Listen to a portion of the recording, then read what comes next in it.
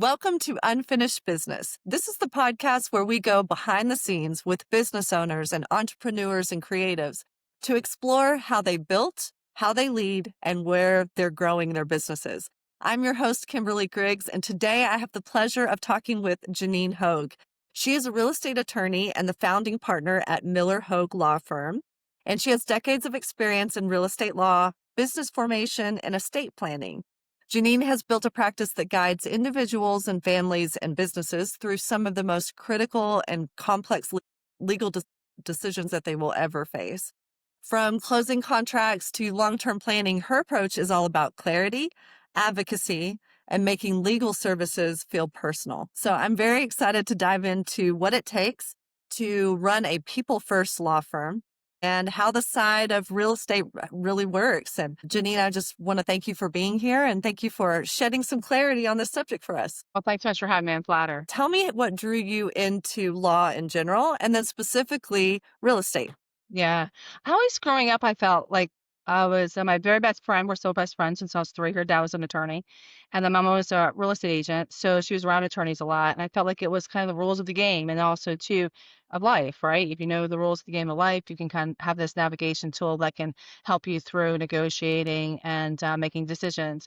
And then real estate was an easy parlay for me. My parents, because I didn't go to college, so my mom and dad would buy houses and renovate them. And my brother and I would help fix them and they'd rent them out. And then my mom had her own real estate firm. And it always sort of was logically interesting to me. And then it was always what I gravitated to in law school and then how I got my first job and so forth. And also too, you're part of something permanent. Like you have this connection, like all other areas of law, whether it's domestic and not JNC or whatever but anymore, but or corporate or whatever, you're in and out. But with real estate, you're either helping them buy their house they're going to live in and have their memories, or you're helping a closely held entity build a shopping center that's going to have so many interactions with the community and public. So Yeah. you have that multi-layer element that comes into your transaction. And as you drive through town, you're like, oh, I worked on that. And then it's really, very inspiring because you get to work in all avenues of law while you're doing that and see the businesses evolve and the generations take over the next step and so forth. Yeah, I love your outlook on that. I've never thought about and how much more invested you are when you know that you're a part of something that's lasting. Mhm. Yeah. So tell me, what did the early days, so take me back to you graduate law school and now what? Yeah. I graduated law school and I had a really great job opportunity. I went to school in Ohio and a really great job opportunity in Pennsylvania where I was from. And my brother had moved to North Carolina and I was like, oh, I want to go down to North Carolina. I think my parents were about to divorce me because I put myself through law school, so I had student loans. And I came down and I waited tables so I wanted for my student loans and I ended up attorneys, and then I got a job with the Wall Street law firm with them for a little bit. And then I always wanted to have my own business. My mom had her own business. So I wanted to emulate that, growing up because I liked the security it gave me or feeling it gave me or empowerment or all those different things and Yeah. something that you're part of and contribute towards. So I started my own firm when I was 31. I had like $4,000 to my name to pay every bill. Didn't have rich parents, wasn't married. Yeah, and I just was like, I'm going to try it now. I was lucky. My boyfriend at the time, who was my husband, who's ridiculously intelligent, really helped me with the tech piece and still does. So I wouldn't be able to survive or I wouldn't have been able to really launch without that mental and tactical support and Yeah. integration. Well said. We stand on the shoulders of giants, right? That's for sure. Yeah, I would say I'm successful because I bring the smart people in the room. Yes, definitely. So starting your firm is no small feat, and with $4,000, you had to be very scrappy. So tell me, beyond financial, what were some of the biggest early challenges that you faced getting out on your Tech own? and communication and all the other different things. But I was really lucky because the law firm that I had come from at the time, they were super supportive, and the founding partners of that firm actually helped start my firm. And they let me do joint letters to my clients, and some of the clients that I was with at that firm came and were with me. And always been very frugal. Like I said, I grew up with a grandma who went through the Great Depression. My parents didn't go to college, so they always told me the economics of borrowing, not borrowing, being fiscally conservative. So that's always been integral to my practice. So because I don't overspend, I was able to manage things probably more efficiently and effectively than other people, starting. And I had, my husband do the tech piece and those sorts of things where I didn't have to outsource that. Well, he's my boyfriend. Yeah, never be a slave to the lender. Such good advice. What helped you gain traction, as you're starting to develop a name for yourself? What helped Mhm. you gain traction and trust in such a referral-driven industry? Yeah. A lot of it is just doing a really good job and doing better than my opponents. And I'd be on a transaction and be like, oh, next time I want to go with her. And then also, too, I would make a point of trying to meet someone new at least once a week, just for coffee or something of that sorts and just kind of get to know them. I would say I could party for a living, be retired. I love people. I love the energy and everything that comes from that. But really, it was that I outworked people, and also too, we create these relationships. But I really care about people, so I think the people that gravitate towards me or use us, they see that as a value, and that was Mm, really it. yeah. Probably it snowballs from there. I didn't advertise my whole practice Really? since I started when I started when I was 55 until just this last year. I started dipping a tiny bit into marketing. Yeah. How so? So, and again, that's incredibly important to understand that, you really built a business of referrals. But as things are changing and more people are finding you online or in need of services, I always say anytime somebody needs to know, go, do, or buy something, we're hopping on Google first. That's right. And particularly with the tech, and you said that, your husband has helped you with those sort of advancements. What do you think has been the most challenging to making yourself cohesive online? Definitely getting on social media. I've never really been on, guess I used to call it fake book a year ago, and then, because real friends could meet and exchange. And then so I finally did a website after decades of being on my own. It's nothing super great, but at least it's a website. Never really had a website presence, and I got a tiny bit on Instagram and then a tiny bit on Facebook, and haven't really launched there. But my goal last year was just to basically do a website, and then maybe this next year is to more, formulate our story and how we can empower people Yeah. to make good decisions or get through a hard situation. And that's probably the biggest piece and that gap, because I'm not tech savvy, and that would be helpful to have that component parlayed into the practice. Yeah, I love the goals. What is your ideal client? I mean, if you were to go shop for a customer out there, Yeah. who is it that comes to you? Someone who's grounded, caring, tenacious, loving, and grateful. And most of my clients are because we have to work harder in our firm because we have very high standards. It's not just that we want our work to be good, but if it doesn't feel right, smell right, whatever, we're like, we're not your person. And we always say, we do residential in addition to commercial. And residential, we say, if you want Neiman Marcus, that's us. Walmart, somebody else. We are not going to just rubber stamp and move on and that sort of thing. So we want someone who's vested in themselves because they want their work to be a reflection of their self, their character, their self-worth, how much they care about other people and how much they're going to empower somebody else to go ahead and navigate a situation that they're in at that time. So it's not just a check. It's not about the money. It's about how you made them feel. And then also too, did you do the Mm, best you could do under those circumstances? yeah, I love that you said that. That to me lends itself to your personal values as well. So you want to work with people that are in alignment, it sounds like. Mhm. Yeah. Closely held. I love small business. It's really what America's about. I grew up in it.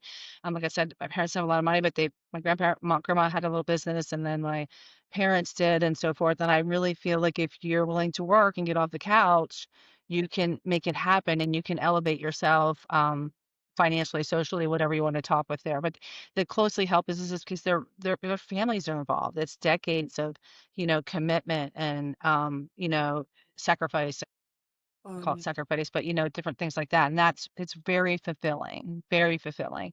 I represent some folks too when they're selling and, they've worked like 20, or 30, 40 years to build this business. And now they're selling the dirt in addition with their business and to have that transformation.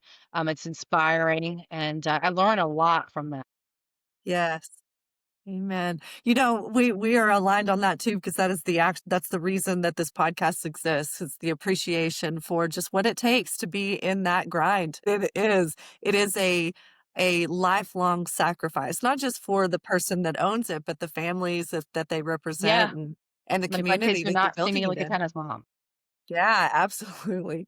So I know in terms of your world, I mean, there's so many things that we could dive into, but real estate, is particularly for small businesses, is such a piece of the wealth portfolio. So Yes. how do you help people understand that this could be an incredible opportunity to, leverage the business and actually scale that or get that to a new level? How do you help them understand that Yeah. in advance before it becomes a crisis? Yeah. First of all, I tell them people it's not the marriage divorce, it's not the entry, it's the exit. So you really, when you're going into a transaction, think how you're going to get out of it. Because that's really, what it's about. And then also too, look at the totality of the circumstances. Like it may have this issue or that issue, but the end game is if you hold it for 10 years or whatever, is it really going to matter? And I'll have awareness, education. I think education, awareness brings peace, it brings confidence, it brings, clarity, and then also empowerment to, make sure you're making the right investment and to use your business. Like for instance, like we own the building we're in. So we're able to, instead of paying rent to a third party, we're able to have an asset that, increases while we're still running our business out of it. And those sorts of things, how those can parlay together really nicely. Absolutely. What are some of the misconceptions that people bring to the table when they first come to talk to you? Oh, good question. That all attorneys are created equal, Yeah, fair. or that we're small, but we're not, they don't realize that we're mighty. And because we're small, we Yeah. can, navigate things quicker. We don't have 100 people we have to ask a question to. We can like go in, get it done, and move on. Yes. Yes. So kind of a seamless experience when they might not be expecting that. How do you Right. convey that to them in that first call with them? How do you Right. get to trust that? How do I get pardon that all parties are created different? They're not equal, Yeah. you said? I Yeah. tell them, I was like, "Look," I said, "if you want someone who's gonna just rubber stamp something, well, you're not your lawyer. But if you want someone who's gonna look at it and have a conversation with you and really care about a work product, and if there's a post-closing issue, we're gonna pick up the phone and we're gonna solve it, then we're your person." And that's the difference. Oh, and then also if you wanna do something that's a little bit shady, I'm like, "I'm a black and white girl, not gray." So, that's not us either. Yeah. We've been in practice, I don't know, like I said, 25 years. We knock on wood, not quite the thing for a real estate, law firm. And it's because we Absolutely. stay tight and small. We know our clients really well. My husband, watches our trust account like an eagle eye and all our technology. For our size firm, our technology is far superior and our practice measures more precise, I think, than a lot of other firms that are twice, three, four times our size. Yeah. So again, kind of offering that experience and almost like a safety and security when the client comes in Right. to And the we really firm that they know care. they're being handled. Yeah, like, if our name's on it, it's gonna be the best we can do, and if we make Yeah. a mistake, which everybody makes mistakes, we'll own up to it, and we'll do our best to fix it. So can you share a story about a client or case that, they came in overwhelmed and you really helped empower them and just make them feel like you've got their back? Yeah, there's so many. There's one particular last year. So I had a transaction where one of my favorite, I'm really good colleagues with a lot of the bigger firms here in Charlotte because they don't do residential. So we parlay off each other. And if I have a commercial piece, they'll do a part of it and we'll do a different part of it. But one situation where we got the transaction, they were already under contract. We did the title search and we found that they were subject to residential covenants and they wanted to build it's commercial and it's on a major thoroughfare. And then also too, there was an abandoned highway that was in between our lot and then the actual paved road. And then we had a hospital ownership next to us, and it's all public record. Took us 2.5 years, but we knocked on doors. I told him to be Dave Thomas of Wendy's. So my client was, it's amazing. I should just talk to him today. He's immigrant from Greece, and he would come in and, I was like, "You're genuine. I'm going to empower you, and we're these people, tell them what you're gonna do, and we had to get all these signatures, and we had to go, abandon the public right away, and, I brought a phenomenal zoning attorney, phenomenal surveyor into the room, and we got it done. It was the coolest feeling, and the listing side, that broker was so hardworking, he's amazing, I'd refer him to anybody, and the seller, she was so grateful, she inherited the house. There was all these layers of complication, and, and there was the first time too, it was in a city where they're like, they've never had a complication like this before. And we were able to almost, add property to his property as well as get him been able to have a viable resource that he wasn't limited to the covenants that were on there when he originally went under contract. But that was really cool. What do you wish more buyers and sellers understood about the legal side of real estate? I think that it matters where you go. It's like going to a doctor, someone fixes your car. You don't know till you know. So ask people, how many closings do you do? How many different transactions do you do? Like anything else in life, success is mostly it's not necessarily how intelligent you are. A lot of it's experience. So, Yeah, when I refer somebody out, I was like, ask them, have you dealt with this before? And if so, how have you handled it? How has it turned out? Maybe how would you do it differently? And those sorts of things I think are important. Anyone can close a transaction, but can they look at it and say, you know what? I want you to be aware of this, or also, can we make it better on the exit? In other words, it might come into us with like a lot like the residential covenants, but when it goes out, we have a title endorsement that allows us to use our commercial use. Those sorts of conversations that a lot of people don't have, or they'll say, any attorney too that says, I can do this for X dollars. I don't think you never really, I like to tell people it's like when you go to the doctor, your ankle hurts. You don't know if it's swollen, broken, sprained until you do the x ray and you do the analysis. right. So, really ask those questions. And, but what do you want? Do you want it just rug swept and that's your person? Well, then that's not us, but you can go somewhere. You know what I mean? That sort of thing, that they really ask those questions and really knew the differences between, the practice and how your representation looks. How does Miller Hoag go about an intake? So if somebody was coming to you and wanted to interview the firm, what is Mhm. your process? I get on the phone with them or I meet with them, and we don't charge either. We're like, "Hey, let me know what you want to get accomplished."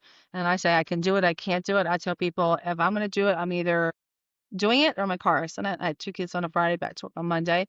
I said I was 37 to 40 years old, and I worked out 2 days before. And then I said, and also too, but this is how I'm gonna do it. There's not gonna be shortcuts. Like, I have to do these steps, and then also depending on the transaction, I'm like, I'm only gonna do it if I can bring my surveyor in, my engineer, my zoning attorney, whatever it is, because I want people in the room that I can trust and have the same quality of themselves that they wanna have for other people, that are just Yeah. gonna rubber stamp it. They're gonna ask why and how come, and maybe we could do it this way, and those sorts of things, and make sure it's a good fit.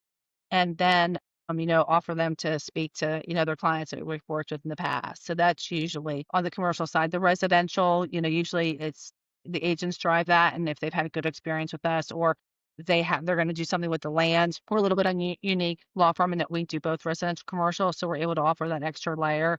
So they'll come to us because of that. Yeah. How did you go about I'm just curious, how did you go about forming this dream team of surveyors and the pieces that you bring to the I table? would say I have this uncanny I think everybody's great in the universe. I can always find good people, but it's uncanny sense of picking out people that are smarter than me, and I make them be my friends.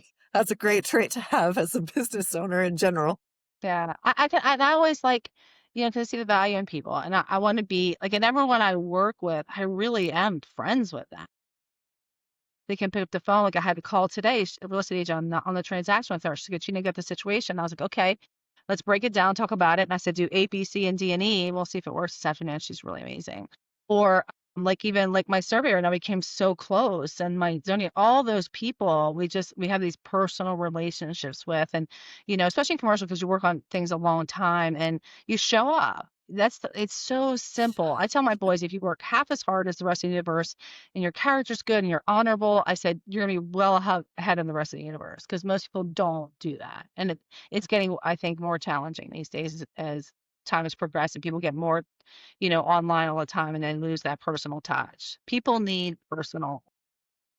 I couldn't agree more. And It's a it's bring it funny to feelings as doing well. this and hearing this. We all intuitively feel this way, but I think we get caught in the trap of thinking that there might be an easy way out, and there Yep. is no Nope. quick path Can't see the to mountain without building a climbing into the relationship. top. Yep, the view for sure. Interesting. So how do you help going back to kind of the closings and summing it all up? You've created this plan. How do you help these clients avoid these costly mistakes in contracts? And if they come to you in the midst of, is that work that you're willing to take on if they didn't see you first from the beginning, which would be ideal, but if they come to you in the middle of that, how can you help them at that point? Yeah, like that example that I gave you, that was in the he'd already been under contract. Just try to I think too, like I tell people, as older I get, better I get at it. And I'm doing this platform called Be the Good in the Room. So How can you bring the conversation to the table with other parties and say, look, and that's what's good about real estate, right? It's usually a win-win. Someone wants to sell, someone wants to buy, much different than any other type of law, quite frankly. So, you want this, you want that. What's absolutely necessary here? And how can we go about solving it as a team? And, my opposing counsel too, I've been really fortunate lately, like, we can get this done. Let's lead the ship and lead our clients to good things and, to be good and not to, just yell and scream and holler. It doesn't get anybody anywhere there. So really try to bring conversation to it. And then I create a relationship, like, break the ice or, humor. I'm very unconventional in my communication. My parents, when I was little, called it Janese. It's like my own language. So that I think people, and I'm short, I'm not like on and on and on my email. So it's like, hey, this, and this, and a lot of times that brings some energy to the transaction that maybe wasn't there before. And then just try to, I always say I'm gonna accomplish it or God doesn't want me to, and I go in a different direction. And I just keep on trying. Yeah. Figuring it out. So are there any particular trends or changes in the real estate market that are impacting how people approach legal planning?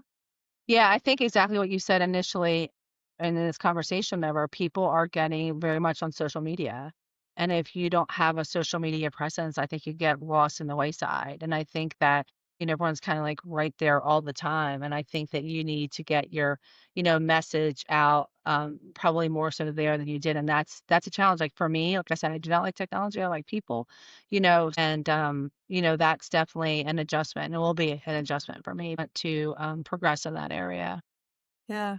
And so do you plan on using those platforms to try to educate people about the benefits of what, a real estate transaction could bring to the portfolio? That Is that and one also message? to be good humans. Hey, like, and also like little learning tools. I have two boys, so the frontal lobe is still not developed. I tell them things like, as a good older rose, you don't go through hard things so you can get through them. You go through this so you can help other people. You have certain gifts in life. If you don't use this for the benefit of others, you're wasting them. And a wasted life, not bringing light to the path is a wasted life. And other things too, like I tell people there's a reason there's a chessboard. Don't focus on the pawns, focus on the king queen. So if you Mm, lose some pawns, it's okay. But you get the king queen, at the end, you've won, and stuff like that. And really to try to mind shift your mindset. Like, in every situation, there's a win. Like I have a son, he's a rising senior and he goes to boarding school. And sometimes I'll really have kind of an off day. I said, okay, so what'd you learn? What'd you grow from it? And I'll pick something. I said, okay, well, then it was a win. If you learn and grow from it, no matter what else happened, you won. You evolved into your next phase of how you're going to deal with that next time or repivot or reset. Like all those types of things, I think get lost, particularly in law, because people always like battle at time. We can be collaborative and we can, show kind of to be the good. It's really a muscle because I'm like, I love to win. I mean, like everybody else, like I stopped doing triathlons because I couldn't do doubles a day. You know what I mean? It's like, I mean, I was swimming 3,000 yards 2 days before I gave birth at 37 to 40. So no one likes to win more than me. But in the same sense, really what the win is keep bringing and developing something that's going to outlive you. And that's really yeah, what I want it to be more of a message, particularly in real estate. I think that's become so social, and especially in residential. I think the message is lost. And I think that people are kind of just in and out and they're losing a little bit. And I think COVID was a big detour in that area. But let's get back to basics.